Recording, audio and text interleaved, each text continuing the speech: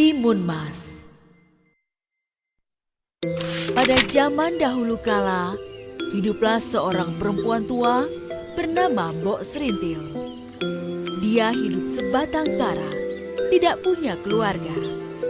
Setiap hari, dia mencari kayu bakar di hutan untuk dijual ke pasar. Uangnya hanya cukup untuk makan sehari-hari. Namun bagi Mbok Serintil, itu sudah lebih dari cukup karena dia hidup seorang diri.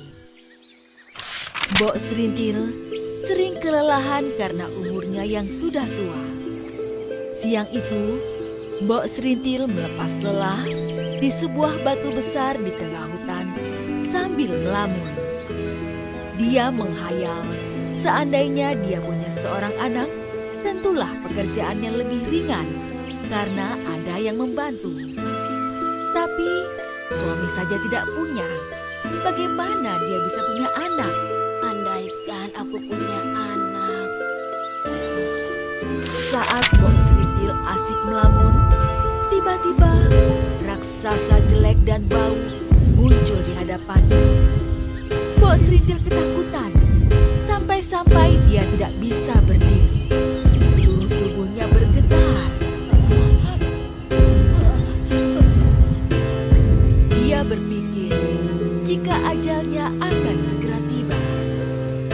Raksasa berkata dengan suara menggelegar, "Oi, tuan tua, aku lapar sekali. Di mana anakmu? Biar aku makan sekarang." Mbok Serintil menjawab dengan suara gemetar. Anak? Aku tidak punya anak. Raksasa itu mendekatkan wajahnya ke arah Mbok Serintil. Bau mulutnya membuat Mbok Serintil ingin muntah. Kamu jangan bohong. Mbok Serintil menggelengkan kepala. Aku tidak bohong. Kalau kamu mau, makan saja aku. Sang raksasa tertawa terbahak-bahak. Aku tidak mau makan kamu. Kamu sudah tua dan peyong. Dagingmu pasti tidak enak. Itu pun kalau kamu punya daging. Bisa-bisa gigiku sakit karena menggigit tulang-tulangmu. Kemudian, raksasa itu memberikan sebuah kantong kecil berisi biji timun. Tanamlah biji-biji timun ini.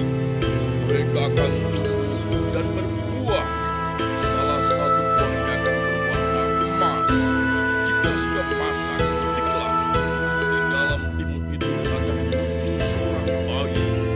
Rawatlah dia dan dimakan dengan cukup agar dia tumbuh sehat. Saat dia berumur 6 tahun, aku akan datang dan membagi anak itu. Dia pasti akan menjadi santapan paling enak. Paham? Mbok Serintil menerima kantong itu. Sekarang pergilah. Bentak raksasa itu. Baiklah, aku akan pergi.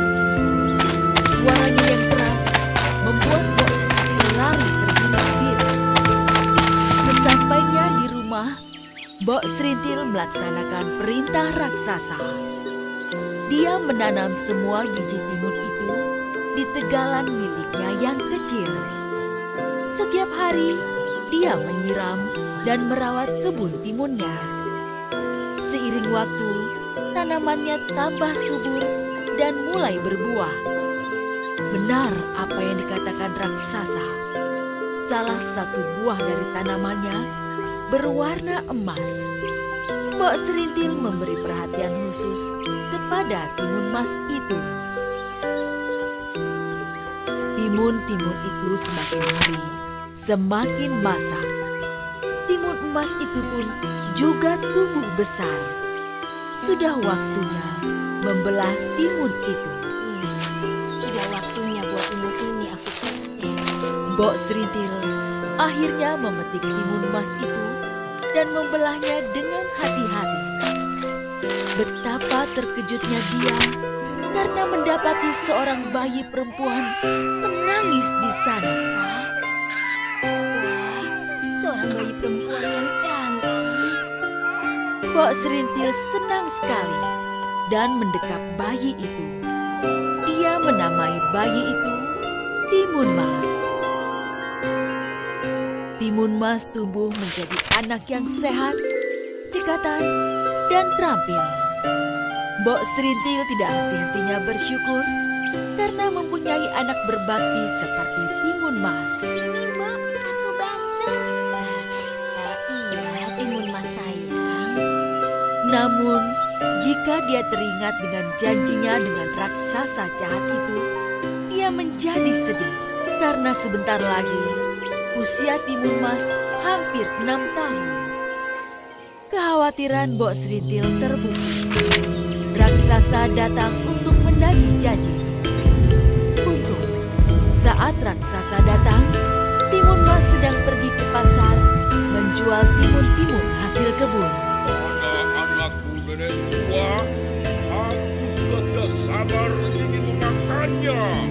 Mbok Serintil berusaha menenangkan raksasa itu. Dia berkata padanya, Hai raksasa, Timun Mas masih kecil. Belumlah enak dagingnya. Datanglah 2 tahun lagi. Pastilah dia akan jadi santapan yang lezat. raksasa itu setuju dan berjanji akan datang 2 tahun lagi. Baiklah, awas ya, aku akan kembali 2 tahun lagi.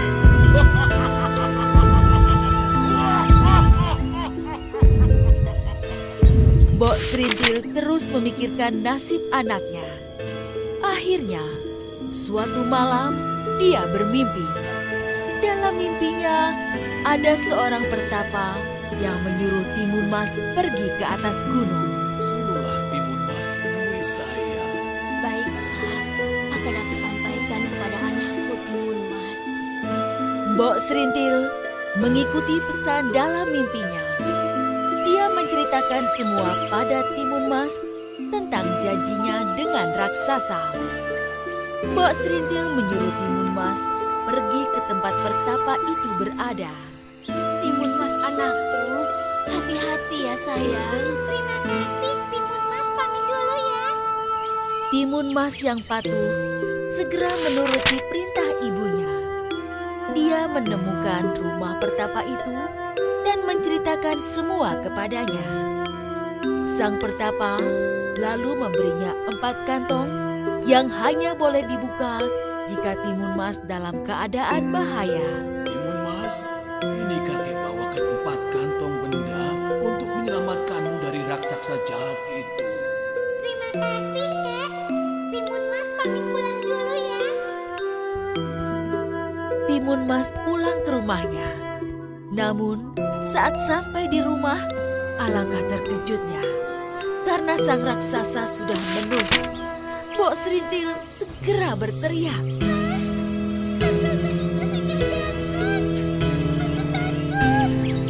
Lari Timun Mas, lari selamatkan dirimu.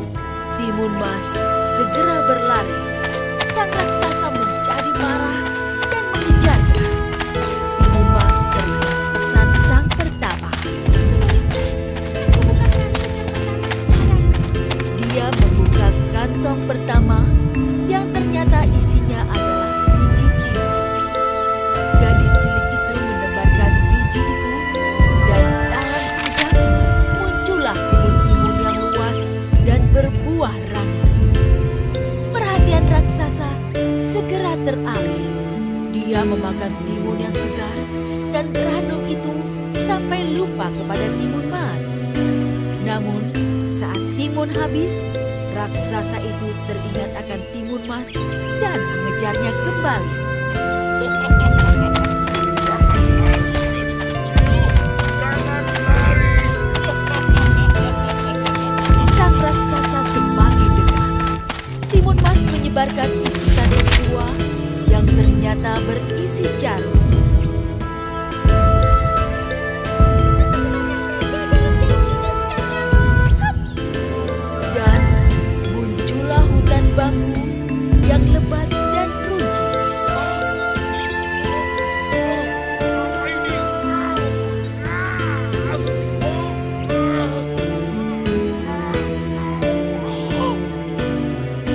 Mas gelisah karena raksasa berhasil menyusulnya. Bagaimana ini?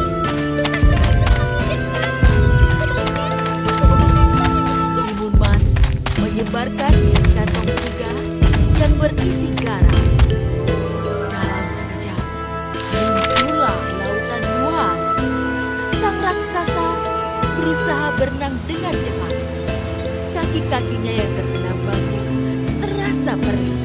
Tapi itu tidak menyurutkan tekadnya mengejar Timun Mas.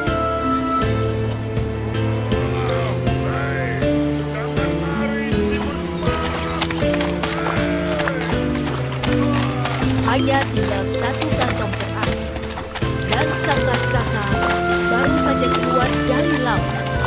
Dalam hati Timun Mas, dia menangis dan memohon pada Tuhan untuk melindunginya. Dia pun menaburkan isi kantong terakhir yang berisi terasi. Dalam sekejap, muncul lautan lumpur ganas. Sang raksasa yang sudah sangat marah tidak menyadari bahayanya. Dia terjun ke dalam laut lumpur ganas dan segera tenggelam. Ya Tuhan, terima kasih telah menyelamatkan aku dari raksasa jahat itu. Timun Mas kembali ke rumah dan Mbok Serintil menyambutnya dengan tangisan bahagia. Mereka pun hidup bahagia berdua sebagai ibu dan anak yang saling mengasihi.